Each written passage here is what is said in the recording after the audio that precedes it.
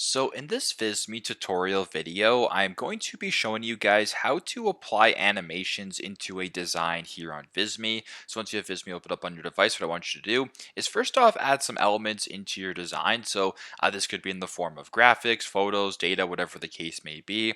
For this demonstration, I'm going to go ahead and add some photos to this design. I'm just going to scroll down to the stock photos right here, and I will add this photo of a basketball court just like this. Now, if you wanted to add animations into your design, it's pretty straightforward. First off, select the element you want to add or apply some animations to. So I'm going to go ahead and press this photo right here. Then once you're here, I want you to go to the top and then press on the animate button right here. And if you were to go ahead and press on animate, you now have access to a whole bunch of different animations. So you can fade it in, you can fade it from the left, you can pop it out, you can use gravity, whatever the case may be. I'll just go ahead and do this fly and spin one right here. I can then change the speed to fast if I want. I can animate at a certain time if I want as well. So if we were to go ahead and play it right here at the bottom, I'll just go ahead and do that right now. It does that. So pretty straightforward, but that's how you guys can apply animations into your design here on Visme. Thanks again for watching, and I hope this video helps.